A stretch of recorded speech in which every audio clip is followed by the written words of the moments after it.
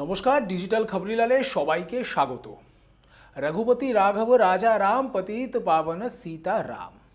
কিন্তু এই পতিত পাবন রাম কোথাও না কোথাও গিয়ে কি 2024-এর লোকসভা নির্বাচনের বৈতরণী পারের অন্যতম কাণ্ডারি হয়ে উঠতে চলেছেন। যে কোনো রাজনৈতিক দলের ক্ষেত্রে, ভারতবর্ষের যে কোনো প্রদেশ, যে কোনো রাজনৈতিক দল, যে কোনো নেতা, সবাই এখন কোনো না কোনোভাবে রামের সাথে নিজেদের জড়িয়ে রাখতে চাইছেন। কেউ রাম গান করছেন, তো কেউ শিব মন্দিরে গিয়ে পুজো দিচ্ছেন, কেউ কালী মন্দিরে যাচ্ছেন, তো কেউ আবার কোর্টে দৌড়াচ্ছেন। সব মিলিয়ে রাম মন্দির উদ্বোধন, সেই রাম মন্দির উদ্বোধনের আঁচ গোটা দেশ জুড়ে ছড়িয়ে পড়েছে এবং সবাই রাম মন্দিরের লাইমলাইটে নিজেদের ভোট ব্যাংক এবং নিজেদেরকে আলোকিত করতে একেবারে যেন মরিয়া হয়ে উঠেছেন।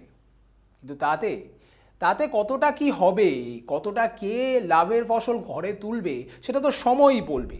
কিন্তু এই মুহূর্তে পশ্চিমবঙ্গের দিকে যদি তাকাই, তাহলে পশ্চিমবঙ্গের দুই যুযুধান শিবির, অর্থাৎ তৃণমূল কংগ্রেস এবং ভারতীয় জনতা পার্টি বা বিজেপি, তারা কিন্তু রাম মন্দির নিয়ে একেবারে সম্মুখ সমরে উপস্থিত। এবং এমনই অবস্থা যে সেই সম্মুখ সমরের জল কলকাতা হাইকোর্টের দরজা অবধি পৌঁছে গিয়েছে। কারণ আমরা সবাই জানি যে মমতা ব্যানার্জি তিনি একেবারে প্রেস কনফারেন্স করে ঘটা করে তার দলীয় কর্মসূচির ঘোষণা করে দিয়েছেন 22শে জানুয়ারি। যে কোনো দিন নয়, 22শে জানুয়ারি অন্যতম গুরুত্বপূর্ণ দিন, শুধুমাত্র যে ধর্মীয় দিক থেকে তাই নয়, গোটা দেশের রাজনীতির দিক থেকে। সেখানে দাঁড়িয়ে 22শে জানুয়ারির দিন পশ্চিমবঙ্গের মাননীয় মুখ্যমন্ত্রী তথা তৃণমূল সুপ্রিমো কী রাজনৈতিক কর্মসূচি রাখেন সেদিকে কিন্তু সবারই নজর ছিল এবং যা হওয়ার তাই হয়েছে।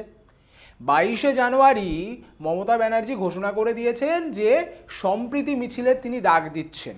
কোথা থেকে কোথা অবধি?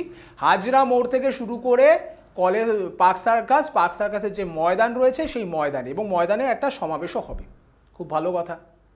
কিন্তু সর্বধর্ম সমন্বয়ে এই সম্প্রীতি মিছিল, আরও ভালো কথা। কালী মন্দির থেকে শুরু করে শিখদের গুরুদ্বারা থেকে শুরু করে চার্চ থেকে শুরু করে সর্বত্র ছুঁয়ে যাবে এই মিছিল, এই ঘোষণাও করেছেন, তাও ভালো কথা। কিন্তু প্রশ্ন উঠছে যে 22শে জানুয়ারি কেন, আর কোনো দিন নয় কেন? অর্থাৎ 22শে জানুয়ারি জায়গায় জায়গায় যে রাম মন্দিরকে নিয়ে, রামের পুজো বা অন্যান্য ক্ষেত্রে রাম মন্দিরকে নিয়ে বিজেপি যাতে একেবারে সমস্ত লাইমলাইট নিজেদের দিকে না নিয়ে নিতে পারে, সেটারই আপ্রাণ চেষ্টা। অবশ্য বিজেপি শিবিরও এই রকম একটা সুযোগ ছাড়তে কিন্তু কোনোভাবেই চাইছে না, আর যা হবার তাই হলো। তাতে শুভেন্দু অধিকারী একেবারে শটান বলে দিলেন যে না, এইসব চলবে না। আমি রাজ্যপাল এবং আমাদের যারা কেন্দ্রীয় শাসক দল আছে, অর্থাৎ কেন্দ্রের বিজেপি সরকার, তার কাছে ঘোষণা করছি বা তার কাছে আবেদন রাখছি যে ওই দিনটাতে বঙ্গে সিআরপিএফের একটা বিশেষ অ্যালটমেন্টের ব্যবস্থা করা হোক, তাদের ডিপ্লয়মেন্টের বিশেষ ব্যবস্থা করা হোক। কেন? তিনি মনে করছেন এতে সাম্প্রদায়িক উস্কানি বাড়তে পারে। কি বললেন তিনি, একটু শুনে নেওয়া যাক। পশ্চিমবাংলার মানুষের কাছে এটা ভেরি অ্যালার্মিং। রাজ্যের পুলিশ মন্ত্রী এবং শাসক দলের মুখিয়া তিনি এই ধরনের আগুন লাগানোর চেষ্টা করছেন।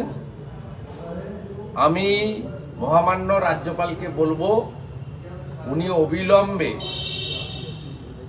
প্যারামিলিটারি ফোর্সেস ডিপ্লয়মেন্ট করার জন্য কেন্দ্রীয় সরকারকে জানান সেনসিটিভ এলাকাগুলোতে, এবং বিগত রামনবমী থেকে শুরু করে সিএএ কে এনআরসির তকমা দিয়ে যে সমস্ত জায়গায় রাজ্যের সম্প্রীতি নষ্ট হয়েছিল, রেল স্টেশন পুড়িয়ে দেওয়া হয়েছিল, রেলগাড়ি ভাঙা হয়েছিল, সাঁতরাগাছিতে লাইন দিয়ে 37টা বাস পুড়িয়ে দেওয়া হয়েছিল, পরবর্তীকালে নুপুর শর্মার ইস্যুতেও যা হয়েছিল, সেই সব জায়গা পশ্চিমবাংলার লোক জানে, চিহ্নিত জায়গা।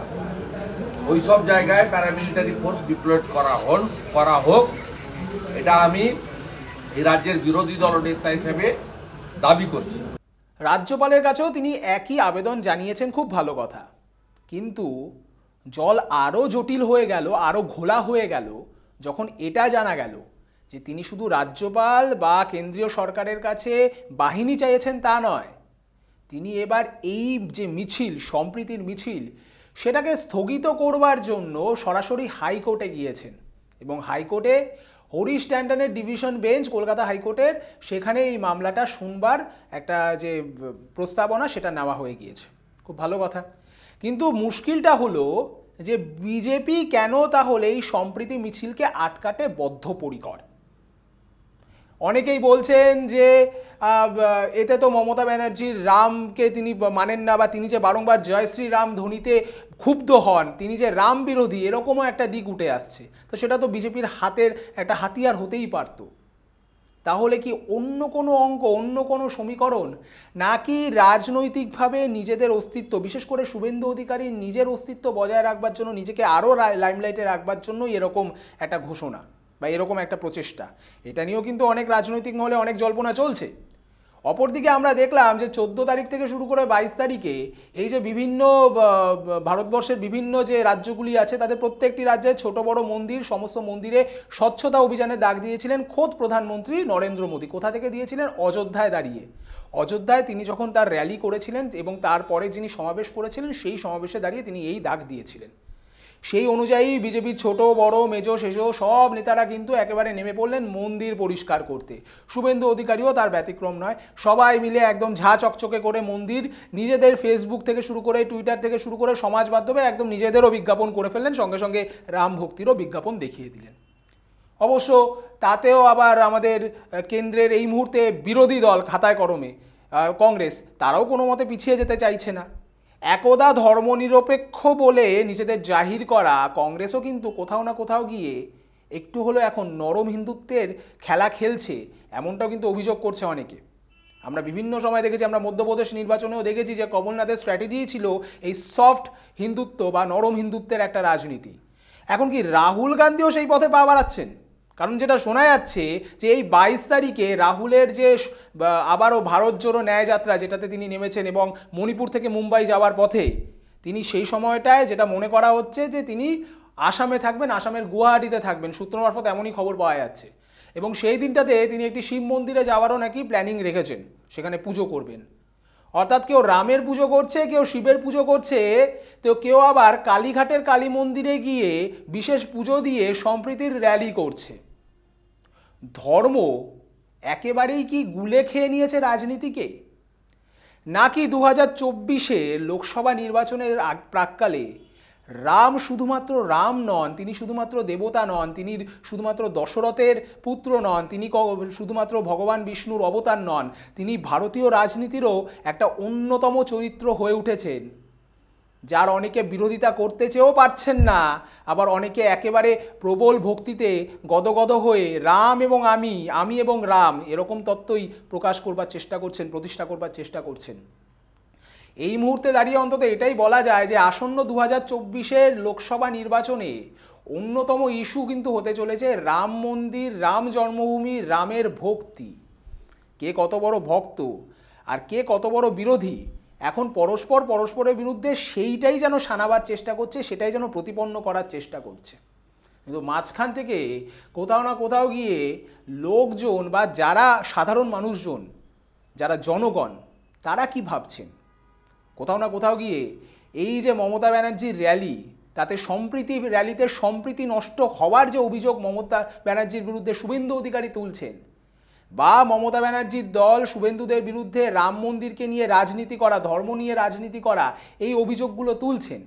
আচ্ছা, কোথাও গিয়ে মনে হচ্ছে না যে সবাই একই খেলা খেলছে? কোথাও গিয়ে মনে হচ্ছে না যে সব কিছুই আসলে একটাই জিনিসের জন্য, সেটা ক্ষমতা দখল, এবং তার জন্য মানে যে রকমভাবে ইচ্ছা, যেভাবে ইচ্ছা নিজেদের মতো করে ঘুঁটি সাজাচ্ছে, মাঝখান দিয়ে আপনি আমাদের মতো সাধারণ মানুষেরা কোথাও গিয়ে চাপে পড়ে যাচ্ছি? শুভেন্দু অধিকারী কেন মমতা ব্যানার্জির বিরুদ্ধে আজকে মামলা করতে গেলেন, বা মমতা ব্যানার্জি কেন 22শে জানুয়ারিতেই এই যে সম্প্রীতি মিছিলের ডেটটা রাখলেন? সত্যি কেউ কিছু বলতে না চাইলেও একটা জিনিস কিন্তু পরিষ্কার, যে বঙ্গের রাজনীতিতে এখন লোকসভার দামামা একেবারে বেঁচে গেছে, এবং কেউ কাউকে বিনা যুদ্ধে নাহি দেব সুচাগ্র মেদিনী টাইপ অবস্থাতে দাঁড়িয়ে রয়েছে। যে যাই করুক তার পাল্টা অন্যজন দিচ্ছেই। এই পাল্টির খেলাতে লোকসভার অঙ্কটা কতটা পাল্টাবে সেই দিকে নজর আমাদের আছে, আমাদের ছিল, এবং আগামী দিনেও আরও ভালোভাবে থাকবে। আর আপনাদের নজর থাকুক ডিজিটাল খবরিলালের পর্দায়, কারণ ডিজিটাল খবরিলাল মানেই খবর আপনাদের, নজর আমাদের। ডিজিটাল খবরিলাল, খবর আপনাদের, নজর আমাদের।